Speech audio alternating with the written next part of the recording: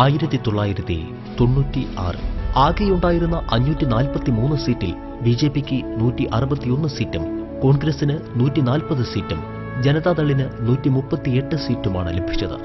ഇടതുകക്ഷികൾ 52 സീറ്റും കരസ്ഥമാക്കി. 58% പോളിംഗ് ആയിരുന്നു രേഖപ്പെടുത്തിയത്. വാജ്പേയി പ്രധാനമന്ത്രിയായി സ്ഥാനമേറ്റെങ്കിലും ഭൂരിപക്ഷം തെളിയിക്കാനാകാതെ രാജിവെച്ചു. കോൺഗ്രസും സർക്കാർ രൂപീകരണത്തിൽ നിന്ന് പിന്മാറി. ഇടത് കോൺഗ്രസ് സഖ്യത്തിന്റെ പിന്തുണയോടെ ജനതാദളിന്റെ നേതാവും കർണാടക മുഖ്യമന്ത്രിയുമായ എച്ച്.ഡി. ദേവഗൌഡ പ്രധാനമന്ത്രി പദവിയിലെത്തി.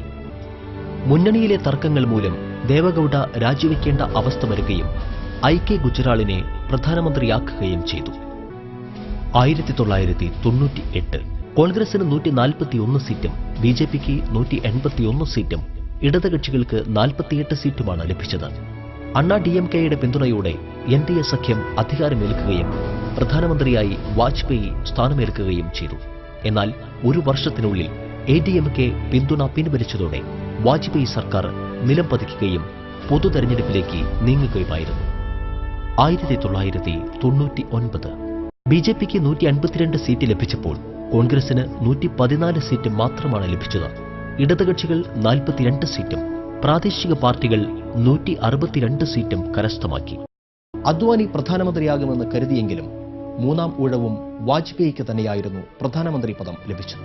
2004 543 കോൺഗ്രസ് 143 സീറ്റും ബിജെപി 138 സീറ്റും ഇടതുകക്ഷികൾ 59 സീറ്റും പ്രാദേശിക പാർട്ടികൾ 153 സീറ്റും നേടി. സോണിയാഗാന്ധി പ്രധാനമന്ത്രിയാകും എന്ന് കരുതിയവരെ ഞെട്ടിച്ചുകൊണ്ട് മൻമോഹൻ സിംഗ് പ്രധാനമന്ത്രി പദവിയിലേക്ക് അവരോധിക്കപ്പെടുകയായിരുന്നു.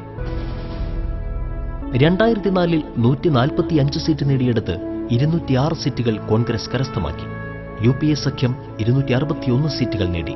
ബിജെപി 116 സീറ്റിൽ ഒതുങ്ങി. NDA സഖ്യത്തിന് ആകെ ലഭിച്ചത് 159 സീറ്റായിരുന്നു. ചരിത്രത്തിലെ ഏറ്റവും വലിയ തോൽവിയായിരുന്നു പ്രകാശ് കാരാട്ട് നേതൃത്വം നൽകിയ ഇടതുപക്ഷത്തിന് നേരിട്ടത്. മെയ് 22 മൻമോഹൻ സിംഗ് തുടർച്ചയായി രണ്ടാം തവണ പ്രധാനമന്ത്രിയായി സ്ഥാനമേറ്റു. കേരളത്തിലുള്ള 20 സീറ്റിൽ 13 കോൺഗ്രസ് കരസ്ഥമാക്കി. CPM-ന് 4 സീറ്റും മുസ്ലിം ലീഗിന് 2 സീറ്റും കേരള കോൺഗ്രസിന് 1 സീറ്റും ലഭിച്ചു.